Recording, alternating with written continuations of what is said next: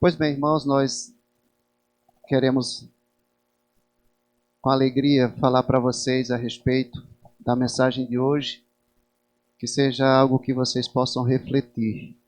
O texto que foi lido lá do livro de Ruth, eu sei que muitas vezes nós lemos e não prestamos muita atenção, principalmente quando se trata de genealogia. E traz uma parte esse texto de uma genealogia que deve sim chamar sua atenção, assim como também chamou a minha. Gostaria que vocês, essas flores são para as mães, tá? Esse é o tema de nossa mensagem de hoje, recebidos como parte da família. Acho propício, porque quando nós falamos de mães, nós lembramos de família, sim. Nós lembramos que as mães, o quanto elas trabalham na construção de um lar, de uma família, e o quanto, na verdade, isso é trabalhoso. O quanto isso exige, o quanto isso consome de vocês. Os pais, muitas vezes, eles não têm essa sensibilidade, essa percepção. Muitos maridos são um pouco ausentes desse ofício de acompanhar e prestar assistência nesta área. Certa vez um pai chegou para mim, eu perguntei para ele, e aí, como é que está a família? E se eu chegar em casa, a minha esposa veio dizer alguma coisa em relação às crianças, eu disse, olha, cuida dos teus filhos. Aí eu olhei para ele, dei um sorriso, eu disse, são filhos dela? Aí eu pensei que eram seus. Aí ele parou, olhou para mim e começou a pensar. Então, muitos pais, eles são assim, ausentes. Quando eu olho essa história aqui nessa conclusão do livro de Ruth, eu começo a pensar como Deus tem poder para restaurar pessoas, para restaurar a família e para fazer com que essas vidas sejam reconstruídas de modo maravilhoso, por assim dizer, milagroso. O tema que nós trabalhamos no estudo desse livro anteriormente foi "E foram felizes para sempre". E hoje gostaríamos que vocês pudessem entender que eles foram felizes para sempre. Isso não quer dizer ausência de dificuldade, como nós estudamos aqui hoje de manhã, mas traz a ideia de que Boaz recebeu Ruth, trazendo para a sua família, e de contrapeso ainda trouxe uma sogra. É uma sogra que as pessoas falam, usam muito no sentido pejorativo. Mas Boaz, ele não teve nenhuma dificuldade, ele não hesitou em trazer estas duas mulheres para a sua casa, receber elas na sua família. Vemos, amados, que ao trazer Ruth para a sua casa, Boaz já tinha trazido ela para o seu coração. E isso é algo muito especial. Então nós vamos ver hoje uma história de amor em um contexto de adversidade. Mas se destaca porque o amor, na verdade, ele se apresenta como um raio de luz em tempos de escuridão. Gosto muito da ideia de que o amor, ele enriquece aquilo que ele toca. Enriquece vidas secas, vazias, tristes, ele traz riqueza. A seção inicial desse livro, nós vimos as tragédias, nós vimos o sofrimento, nós vimos muitas coisas em relação à adversidade de Noemi. E quando nós continuamos, a seção final do livro envolve a alegria, e a alegria do casamento de Boaz com Ruth. Desenvolve uma belíssima história de amor vivida em tempos tenebrosos, no tempo dos juízes, onde as pessoas seguiam o seu coração e faziam aquilo que achava que era certo. Mas nós vemos Boaz e uma estrangeira que fazia o que era certo, não aos seus olhos, mas aos olhos de Deus. Eles seguiam aquilo que Deus desejava para a vida deles. E é por isso que é muito importante para nós hoje, você mamãe, você papai, você entender das responsabilidades que Deus deseja que você cumpra, que você realize. E você com alegria aceitar e colocar e desenvolver isso na sua vida. Era um tempo de fomes, de perigos, de infidelidade. Mesmo assim, tudo isso nos apresenta Deus dirigindo a vida de indivíduos, de pessoas comuns. E isso deve também nos surpreender, não, deve nos conduzir a entender isso. Deus demonstra que há pessoas inclusas em seus planos, pessoas que Ele deseja agir. Essas pessoas desfrutam de seu cuidado. Observamos que a conscientização desta realidade deve também nos chamar a atenção de que Deus se importa com as coisas simples que envolvem a minha vida e a sua. Se nós formos olhar, Ruth era como uma pessoa comum da comunidade. Noemi também do mesmo modo. Boaz era um fazendeiro, como se existe hoje. O divisor que há na vida de Noemi, na vida de Ruth e principalmente na vida de Boaz, era como eles se portavam em relação a tudo aquilo que Deus deseja que as pessoas realizem. Esta história, ela traz, na verdade, ou ela apresenta a bênção de Jeová que lhes concede quando eles esperam em Deus e dependem de Deus para tomar suas decisões. Nós que acompanhamos a história, nos deparamos agora com a concretização do plano divino na vida de Ruth e também na vida de Boaz. E por não dizer na vida de Noemi também. Irmãos, Deus tem um plano para a sua vida, assim como Ele tem para a minha vida. E nós podemos observar isso nos personagens que compõem esse livro maravilhoso que se encontra nele. Chama a sua atenção para o fato de que Deus se utiliza das dificuldades, como bem foi falado hoje aqui, a respeito de Paulo, quando ele está em Filipos. E ele escreve a carta aos Filipenses em meio de dificuldades. Então Deus se utiliza dessas dificuldades, das questões da vida, para lidar com as nossas próprias vidas. Aquela Noemi que no início do livro é chamada de amarga, ela se apresenta como uma viúva pobre, que partiu cheia, que voltou vazia, mas nós olhamos aqui na conclusão do livro, que tem apenas 4 capítulos, não existe mais. Já não existe mais aquela amargura, aquela pessoa pobre, vazia, sem perspectiva, sem esperança. Ela é apresentada agora tomando o neto no colo e tornando-se a sua mãe de criação. E ela agora cheia de esperança. Aprendemos com isso que Deus não está distante de nós, que Deus está próximo. Ele não se interessa apenas pelos grandes acontecimentos que envolvem o cosmos. Não. Eita, Deus está interessado com a guerra não sei de onde. Não. Ele cuida de gente simples que no momento estava a rebuscar espigas em campo alheio. Uma viúva pagã, pobre, rebuscando espigas, como aqui nós já tivemos a oportunidade de estudar. Deus se importa. Ele cuida de coisas pequenas e simples. Irmãos, ele se interessou por uma viúva cheia de amargura. E ele foi lá e visitou ela. Então nós temos Noemi agora, acolhida em um lar.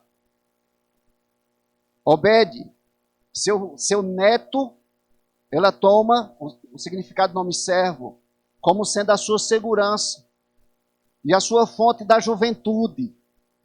A gente vê os avós, quando pegam os netos, parecem 2 crianças. Eu estou certo ou errado? Os avós, quando pegam os netos no colo, parecem 2 crianças. Tenham cuidado, viu? Os pais aí que os avós gostam de ensinar traquinagem aos netos. Tenham cuidado. Porque parece duas crianças. E essa é a questão que Noemi agora se encontra, cheia de vitalidade. Então, irmãos, eu quero, na verdade, convidar vocês para 3 lições espirituais nesse texto que foi lido aqui.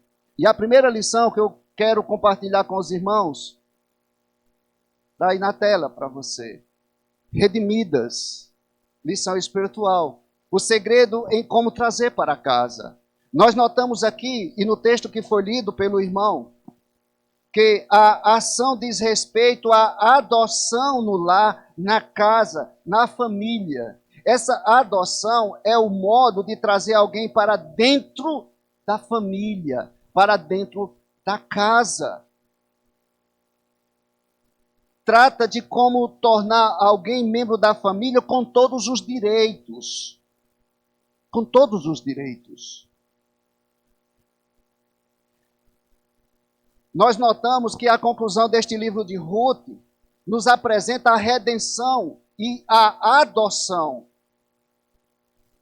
Nós vimos que Boaz foi e redimiu Ruth e casou com Ruth, trouxe Ruth para casa, trouxe Noemi para sua casa, lhe ofereceu abrigo, lhe ofereceu família. Nós vemos a conclusão daquelas viúvas que agora já não são mais viúvas. Não estão desamparadas. A provisão de Deus, irmãos, proveu a restituição da vida daquelas mulheres e que foi além de tudo aquilo que elas haviam vivido anteriormente. Porque Deus faz isso na vida das pessoas. Note isso. Nós notamos até na história que hoje quem perdeu a escola bíblica perdeu muita preciosidade, muitos tesouros. Nós vemos um Paulo que tudo havia perdido aos olhos humanos e ele diz, eu não perdi foi nada, eu ganhei foi tudo. E por isso na prisão escreve uma carta cheia de alegria, de ânimo e diz que contribuiu para o progresso do Evangelho. Sabe por quê, irmãos? Porque quando nós somos encontrados por Deus, tudo se torna diferente. Tudo se torna muito mais grandioso e precioso porque Deus nos dá. E quando nós falamos de preciosidade, nós não estamos falando aqui de bens materiais, nós estamos falando de valores que nada nesse mundo pode tomar. E é essa a realidade que nós vemos. Elas foram redimidas e elas foram trazidas para casa. Nesse exemplo, nós vemos a figura daquilo que Jesus, o filho de Davi, faz por nós hoje. E é por isso que nós colocamos como sendo lições espirituais. Nós estávamos presos nas trevas. Mas o que foi que aconteceu? O que foi que Jesus, o filho de Davi, fez por nós? E é por isso que eu fiz questão de que o irmão lesse a genealogia. No versículo 22 diz, Obed gerou a Jessé, e Jessé gerou a Davi. E os irmãos vão lembrar daquele cego Bartimeu que Jesus vai passando e ele diz, Jesus, filho de Davi, tem misericórdia de mim. E Jesus diz, chama ele aqui, quando ele que queres que eu te faça. Então foi isso, irmão, que Jesus, o filho de Davi, é isso que ele faz por nós. Nós não éramos povo, mas agora somos povo de Deus, como diz lá em 1 Pedro 2, versículo 10. Nós que não éramos povo e somos povo de Deus agora. O filho de Davi fez isso por nós. Faz isso em nós. Nós éramos, por natureza, filhos da ira. Efésios capítulo 2, no versículo 3. Note isso. Nós éramos filhos da ira. Tiago 4, no versículo 4, diz que nós éramos inimigos de Deus. Mas o filho de Davi fez algo por nós. E gostei muito quando o irmão falou hoje que ele fez por nós morrendo na cruz. E muita coisa e muito mais ele fará por nós na glória, quando nós lá estivermos com ele. Então, mães e pais, devemos lutar para que nós sejamos como os servos de Deus são. Como? Como Ruth e também como Boaz, aqueles que tinham cuidado de fazer tudo conforme a vontade de Deus. Fomos reconciliados, como diz Romanos capítulo 5, no versículo 10. Justificados mediante a fé, no versículo 1 do capítulo 5. Nós temos agora paz com Deus, porque fomos reconciliados por meio do Filho de Davi. Redimidos, aproximados, recebidos na casa. Pois Deus, Ele nos adotou.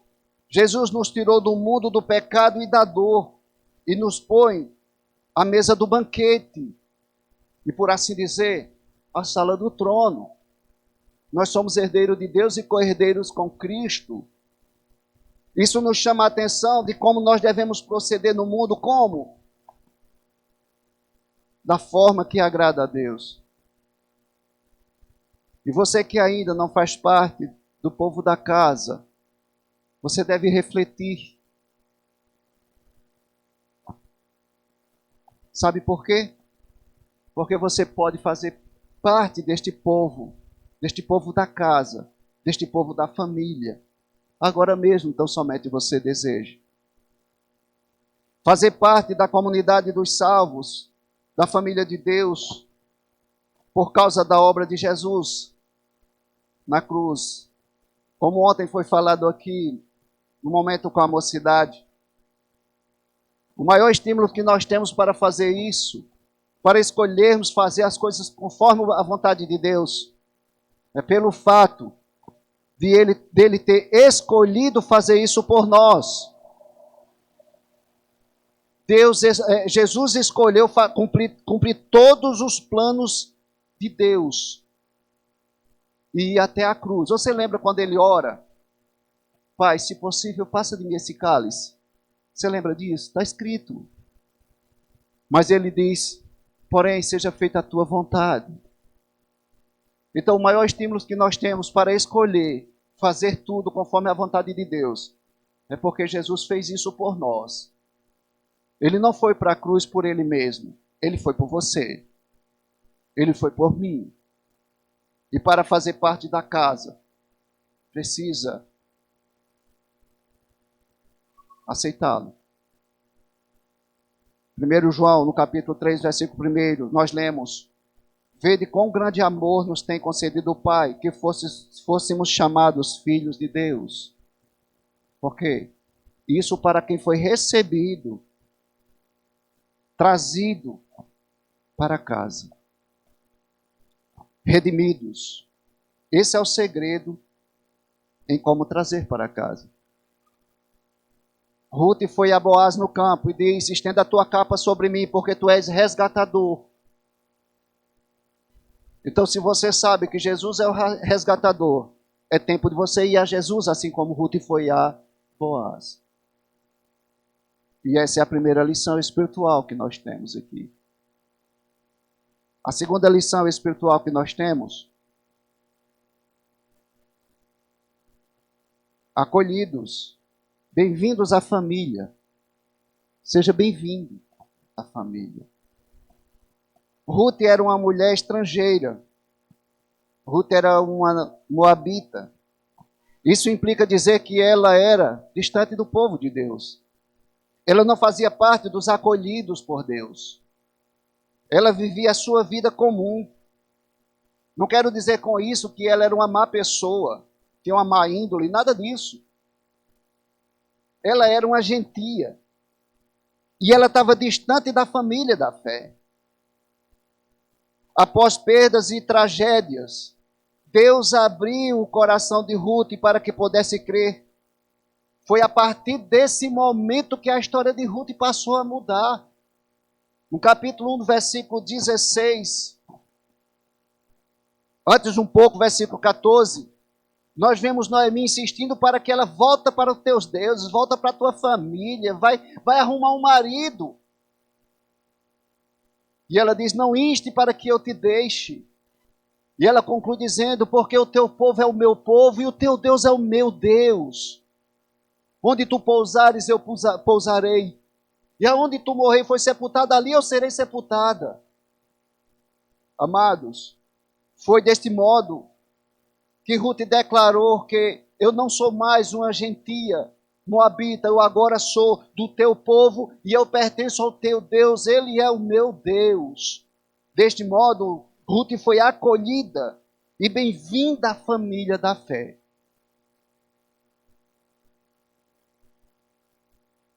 Ela foi resgatada. E assim ela chega ao casamento, no capítulo 4, como nós lemos aqui. Ela casa com Boaz. Ela foi reconhecida por sua virtude e afamada na história da redenção. Isso implica dizer, irmãos, três coisas aqui.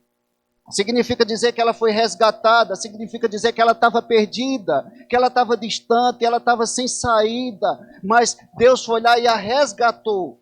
Quando a gente fala de resgate, sempre vem à memória alguém que está se afogando, né?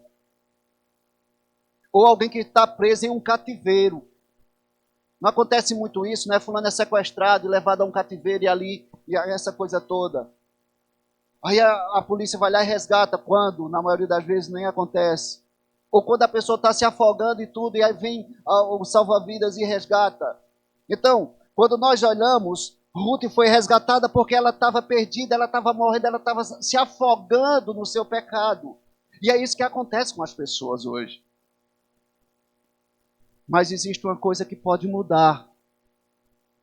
É quando aquela pessoa se declara a Deus e diz: Senhor, estou me afogando. Resgata-me. Socorre-me. E assim faz. Então Ruth foi resgatada. E no casamento ela foi levada para casa, para uma família. Ela foi reconhecida. Mas ela foi reconhecida por virtude que ela tinha. Por quê? Porque ela conheceu o Deus de Israel. E o Deus de Israel, quando é conhecido por alguém, essa vida muda. Essa vida muda. E depois dela ser reconhecida por sua virtude, ela é afamada na história da redenção. E você pode observar aqui que Obed, filho de Ruth, gera Jessé. Jessé gerou a Davi. A história não termina aqui. A história continua. Mas daqui a pouco a gente chega lá. Deus usou as dificuldades. E nós podemos até recordar algumas delas, né? Deus usou a fome em Belém, lembra disso? Aí vai Elimeleque, toma a família, foge para Moabe.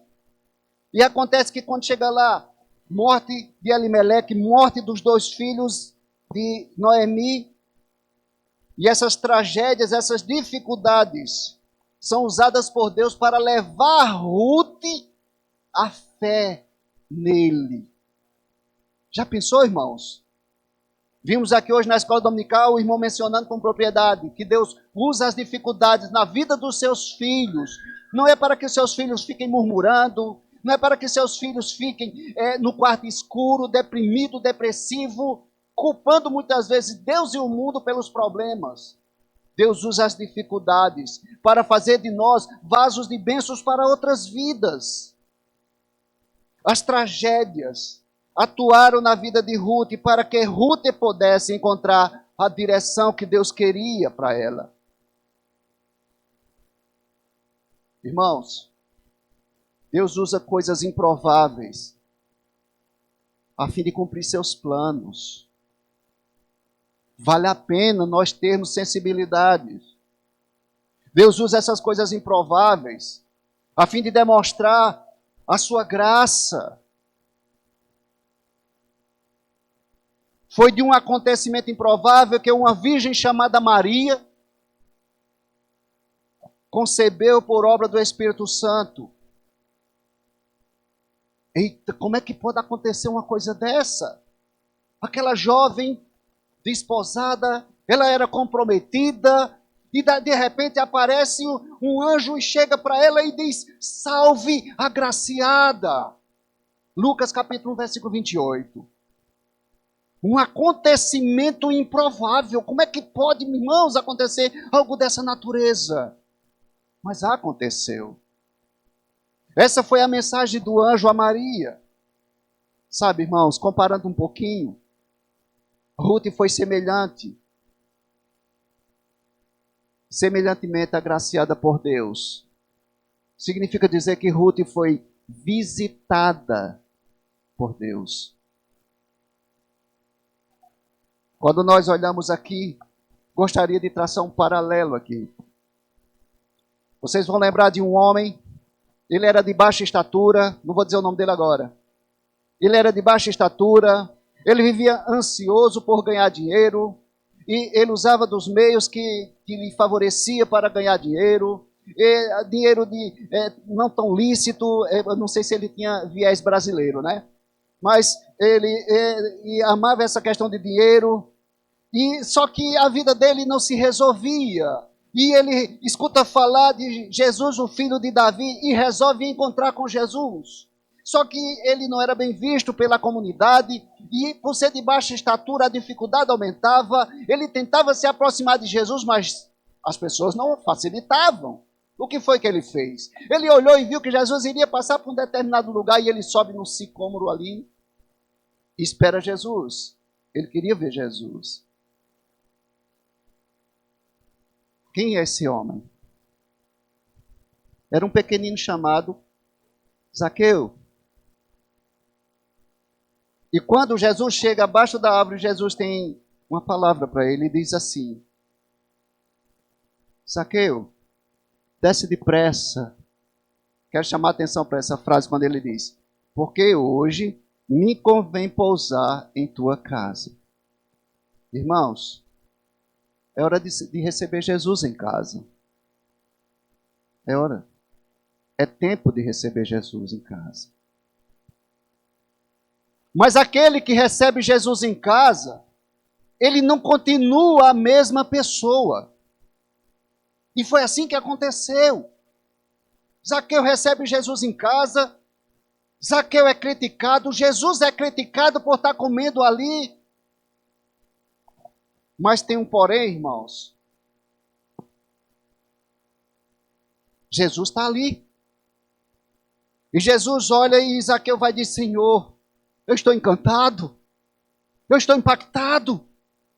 E a partir de hoje eu não sou mais a mesma pessoa. Eu me comprometo a devolver a quem roubei 4 vezes mais. E a metade dos meus bens eu dou aos pobres. Aí Jesus olha para Zaqueu e diz: Zaqueu, agora eu tenho uma outra palavra para você. Que você não me recebeu apenas na sua casa, mas você me recebeu na sua vida, no seu coração.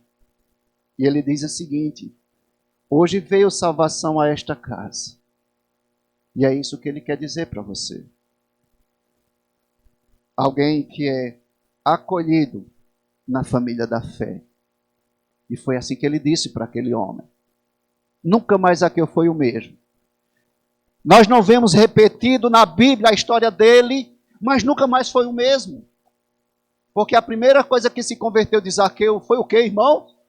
Aquilo que as pessoas não se... Hoje é difícil, né? As pessoas se convertem aqui, mas aqui não se converte não.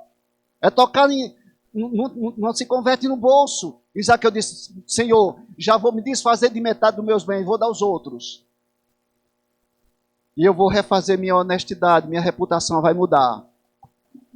É isso que acontece. Então, irmãos, Ruth representa o triunfo da graça de Deus. Uma graça que tem muito a dizer para nós. A graça de Deus, irmãos. Assim como Jesus é capaz de fazer por você o que nenhum outro pode fazer. João 19:30, Jesus disse: está consumado. Em outras palavras, Jesus disse ali: a graça de Deus venceu. E é essa graça que Ele quer que você desfrute. Um Deus gracioso que quer dar para você esta graça. Ele pode ajudar você a vencer o pecado. E não apenas isso, mas vencer a morte. Porque Ele triunfou. Porque Ele é vencedor. Colossenses 2,15 nós lemos: e despojando os principados e potestades, os expôs publicamente e deles triunfou em si mesmo. Jesus triunfou. E é por isso que Ele pode oferecer para você aquilo que nenhum outro pode. A salvação de Cristo pede passagem a fim de mudar a tua vida. Se assim, só assim a graça de Deus irá triunfar em você. Ele pede passagem. Com isso, chegamos à terceira e última lição desta noite. Nós poderíamos descrever de um outro modo, mas eu gostaria que vocês pudessem observar a compaixão na vida de Boaz. E à medida que isso você poder entender, você vai entender também um pouco mais da história deste homem. Nós vemos que Boaz, ele recebe Ruth, ele recebe Noemi, ele investe, ele tem, digamos assim, financeiramente, ele tem prejuízo, ele coloca em risco a sua reputação, ele não se preocupa com o seu bom nome, porém, ele sabe de uma coisa chamada compaixão que ele aprendeu com Deus. E é por isso que eu gostaria que você pudesse entender. A história do livro tem início com a fome em Belém. Tem início com Elimeleque fugindo com a família. É nesse contexto que surge Ruth. Depois de uma série de perdas, Noemi retorna para Belém, trazendo Ruth a tiracolo. Nós sabemos disso. Surge o Boaz, um homem rico e piedoso, porém, sem família, sem esposa, sem filhos. E nós vemos a conclusão do livro com o casamento dele com Ruth e recebendo um filho no colo. Além de ter a sua vida transformada por Deus, Boaz e Ruth têm os seus nomes marcados na história, gravados na história da redenção. Nós podemos observar aqui, amados, que isso acontece numa época de decadência. Mas nós vemos que Boaz surge nesse contexto. E por que Boaz é tão diferente? Por que Boaz se destaca deste modo? Pois bem, convido vocês ao texto de Mateus capítulo 1. Mateus capítulo 1.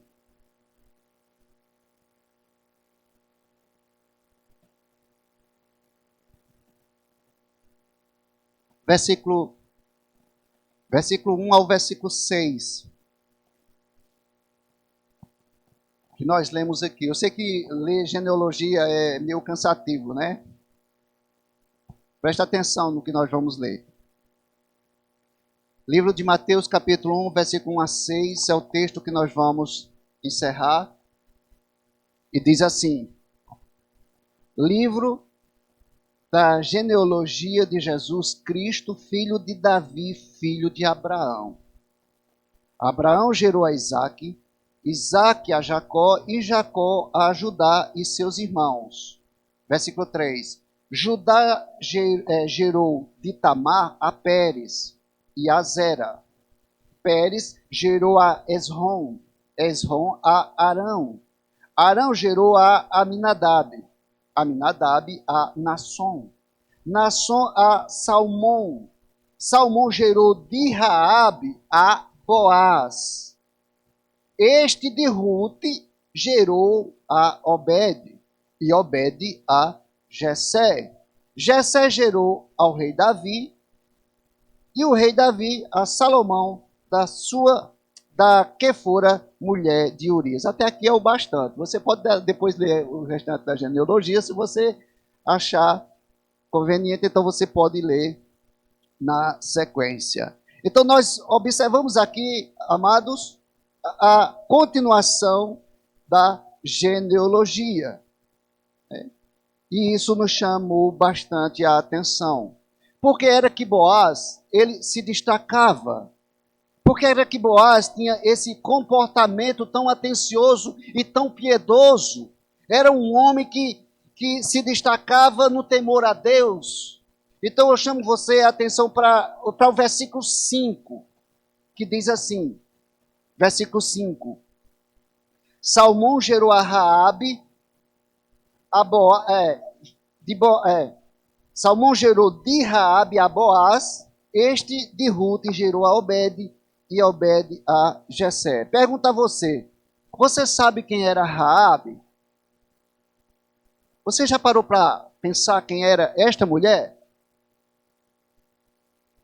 Vou deixar um texto aí para você examinar em casa. Josué, lá no capítulo 2. Tá bom? Sexto livro da Bíblia, Josué capítulo 2, você vai saber quem é Raabe. Mas aqui eu vou adiantar algumas informações. Raabe é aquela que recebeu os espias de Israel enviados por Josué, que foram espiar a cidade de Jericó. E quando chega lá, os homens começam a ser perseguidos pelos homens da cidade. E Raabe era uma prostituta que ficava ali acima do muro, e ela recebe os espias e esconde, os protege para que eles não sejam pegos pelos os soldados da cidade. Raabe, irmãos, era uma prostituta pagã. Esta mulher, ela recebe os espias e ela ajuda os espias. E essa mulher é a mãe de Boaz. Já pensou que coisa fantástica? Quando nós olhamos aqui, nós vemos o que Deus faz na vida de alguém que o ama verdadeiramente.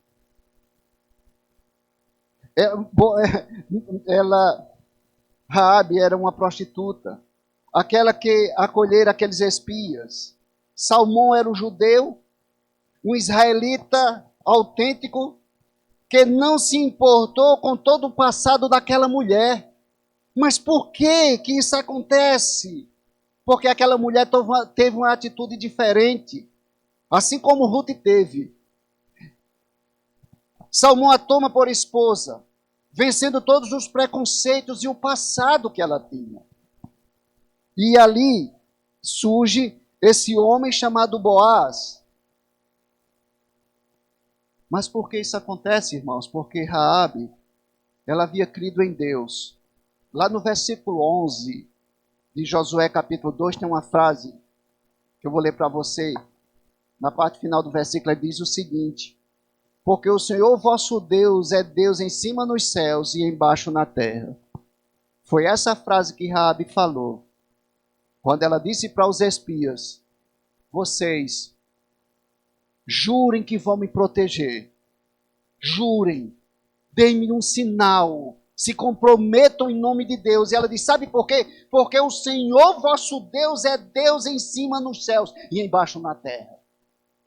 E essa frase de Raabe denota a fé que ela tinha em Deus. Somente porque tinha escutado falar que o Deus de Israel havia libertado o povo do Egito, aberto o mar para que o povo passasse. E ela acreditou, e ela guardou no coração. Quando os espias chegaram, ela identificou e disse, são os homens de Deus, são os judeus, são o povo de Deus. E agora venham para cá, eu protejo vocês, agora vocês vão me proteger também. Sabe por quê? Porque eu creio que o Deus de vocês é Deus em cima no céu e embaixo na terra. Isso, irmão, nos explica que Boaz agiu deste modo, conforme a experiência familiar que ele tinha vivido. Isso chama a atenção para você aqui. Boaz aprendeu a amar os estrangeiros, a ter compaixão dos estrangeiros. É por isso que eu coloquei aí compaixão. Porque imagina Boaz na escola com os outros filhos dos judeus. A tua mãe? Imagina o que é isso. Ele deve ter sofrido alguns bullying, né? Deve ter sofrido. Mas o que é que acontece? Boaz aprendeu a amar, Boaz aprendeu a respeitar. E nós podemos observar, irmãos, que este exemplo ele traz para a sua vida prática. Pelo fato de saber que o Senhor resgata pessoas quebradas.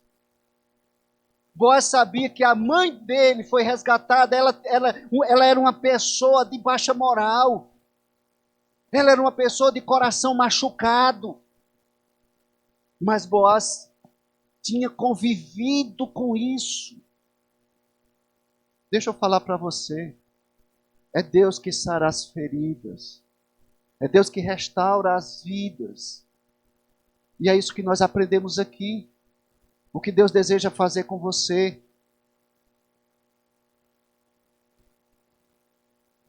Deus é capaz de tomar os corações esmagados, dos corações elameados.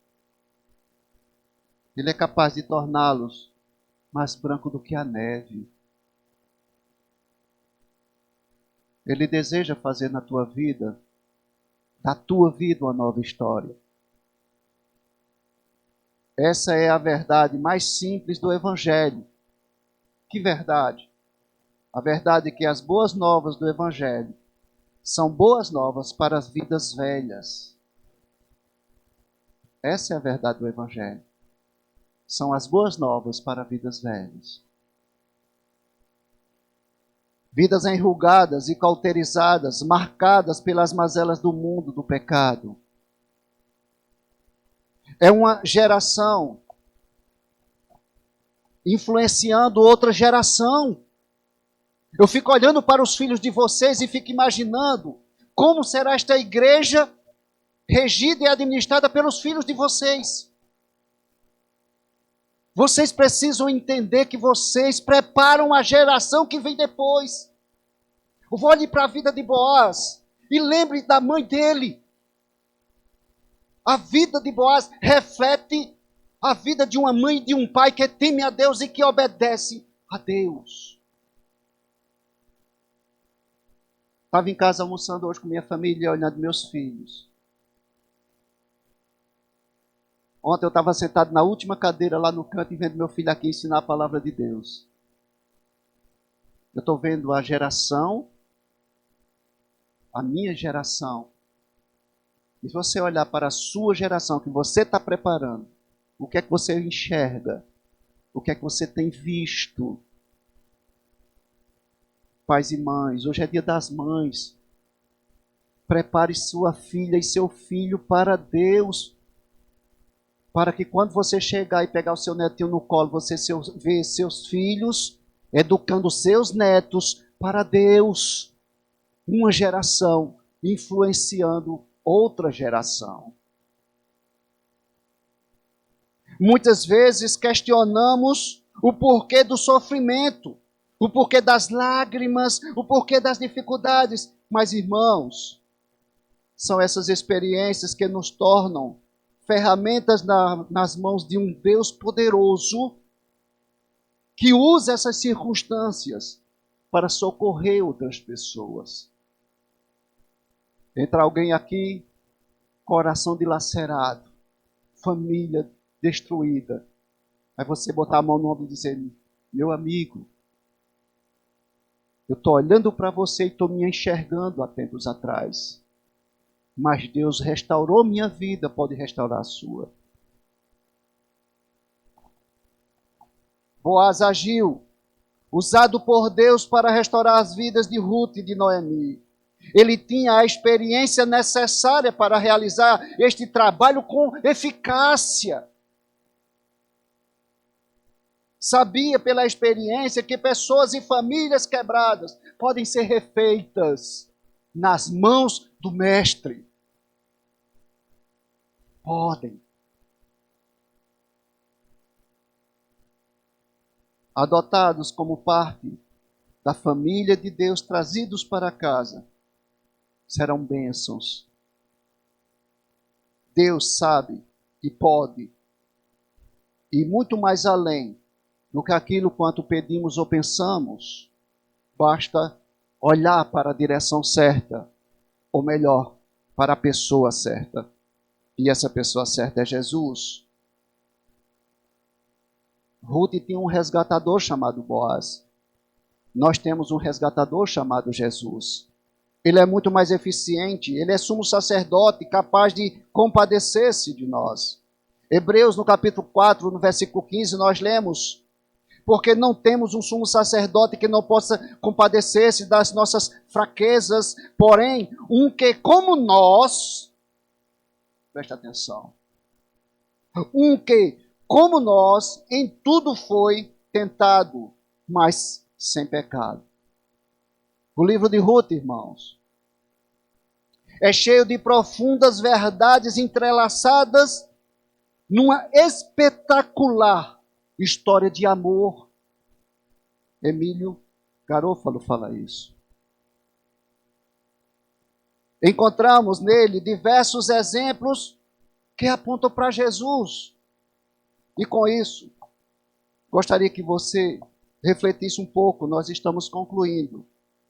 Boaz e Ruth, irmãos, é o exemplo de um homem e de uma mulher que amam a Deus e que você deveria imitar.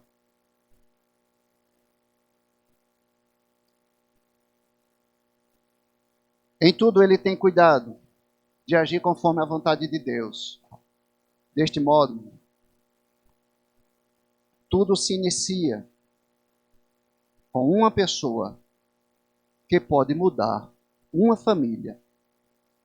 Uma família que pode mudar uma comunidade que pode mudar uma cidade que pode mudar e daí por diante. Mas tudo começa com uma semente. Foi isso que Jesus disse. Como foi que começou o Evangelho? A bênção de Deus é desfrutada por meio de uma vida de fidelidade a Ele. Ao modo da vida ser bem-sucedida só é possível conforme nós vivemos com Deus. Amar a Deus é guardar a sua palavra e não pode ser diferente. De modo prático, de modo efetivo. Jesus afirma que veio para que tivéssemos vida. E uma vida verdadeira, uma vida abundante, uma vida firmada em seus princípios. Esse livro de Ruth nos dá a prova de que Deus cuida de seus filhos. E esta vida, este cuidado, vai não só mudar nós mesmos, mas vai também mudar a geração seguinte. Então, irmãos, tudo começa com a declaração de Ruth. O teu povo é o meu povo e o teu Deus é o meu Deus. Com isso, gostaria que você pensasse. Estamos encerrando aqui. Gostaria de deixar para vocês 3 pensamentos. O primeiro deles é reflexivo, é uma pergunta. Qual o poder de influência que você tem exercido sobre a próxima geração?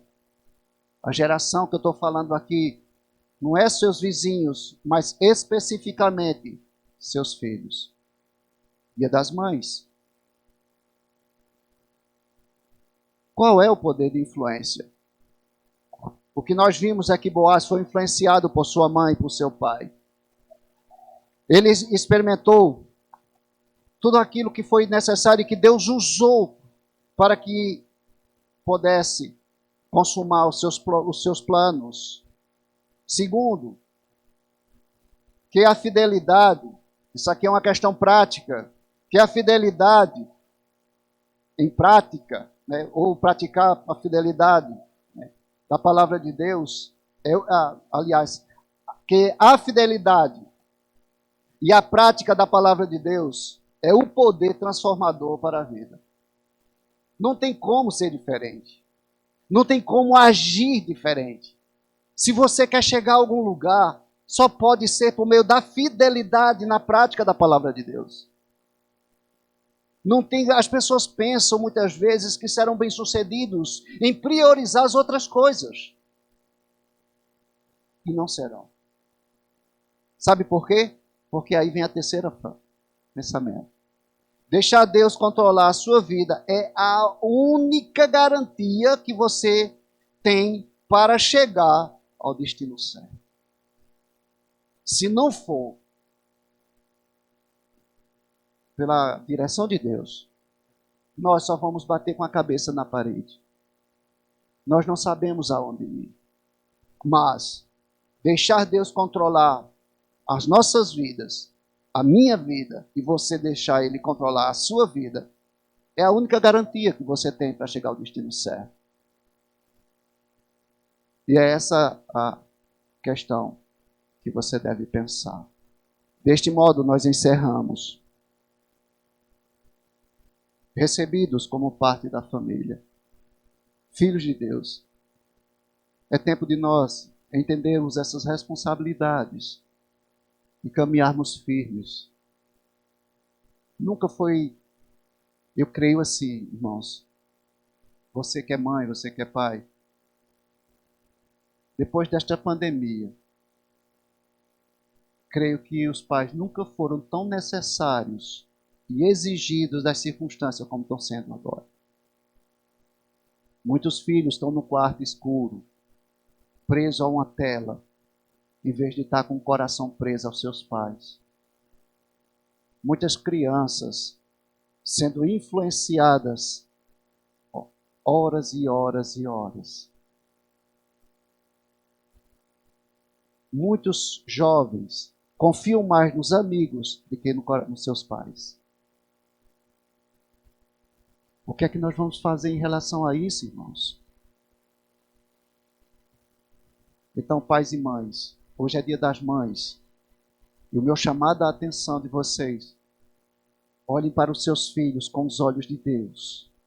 Como Deus olha para você. E o alerta que eu deixo, haja conforme Deus age com você. Você fazendo isso, como diz a palavra de Deus, você vai estar livrando o seu filho do inferno. Provérbio diz isso. Não troque um abraço, um diálogo com ele por nada. Faça isso. Faça com que você seja um espelho para ele conduzindo a Cristo. Por que eu estou falando isso? Porque é você seguindo a Cristo e ele seguindo junto com você. Tenho me preocupado muito com as famílias. Aí você pode até dizer, mas por quê? Eu faço outra pergunta. Não, vou fazer uma afirmativa, porque nós temos motivos para isso. Então, irmãos, vamos nos pôr de pé e vamos orar por nossas famílias. Vamos orar por nossos filhos. E vamos também nos comprometermos a fazer a nossa... além daquilo que nós podemos. Sabe por quê? Porque quando nós avaliamos, nós podemos fazer algo mais. Eterno Deus, nós te louvamos, Senhor, porque somos exortados, repreendidos por tua palavra. Sabemos, ó Deus, que temos muitas dificuldades nesta área. Mesmo porque, Senhor, criar filhos não há um manual específico de como nós devemos agir. Porém, Senhor, os teus conselhos são claros, sim. O que nós não devemos, ó Deus, é negligenciá-los. O que nós devemos é praticá-los e estimular os nossos filhos também a praticá-los. Senhor, tu sabe que é desafiador, que às vezes até traz um receio. Já vi pais dizendo que tem medo de provocar rejeição no coração dos filhos. Ó Senhor Deus, que eles entendam que é isso que o mundo quer que pensem. Nós precisamos pôr ordem na casa, pôr ordem na família. E essa ordem vem com autoridade e amor. Ó Senhor Deus, ajuda as mães e os pais a terem, ó Deus, esse compromisso, a terem essa coragem, ó Deus, essa disposição, lembrando, ó Deus, que a perseverança deve ser praticada com toda a dedicação, sem negligenciar, porque é por meio da perseverança que nós alcançamos o objetivo final. Sendo equipados, ó Deus, pelos recursos que vêm de Ti, pois de nós mesmos nós não podemos. A palavra diz que nós não podemos fazer nada se não for por Tua graça. Rogamos, ó Deus, por estas famílias representadas aqui, especialmente os que estão presentes, aqueles que estão nos assistindo. Senhor Deus, tem misericórdia, Senhor, porque os dias são difíceis, Quantos jovens, ó Deus, estão perdidos, estão sem direção. As crianças, ó Deus, estão agindo por si mesmas, sem autoridade dos pais. Meu Deus, são tempos conturbados. Pai amado, que Tu venha agir para que nós possamos, ó Deus, com alegria, ajudar os nossos filhos na direção certa que o Senhor deseja. Obrigado por esse momento. Esse é o nosso pedido, ao mesmo tempo o nosso agradecimento a Ti. Em nome de Jesus. Amém.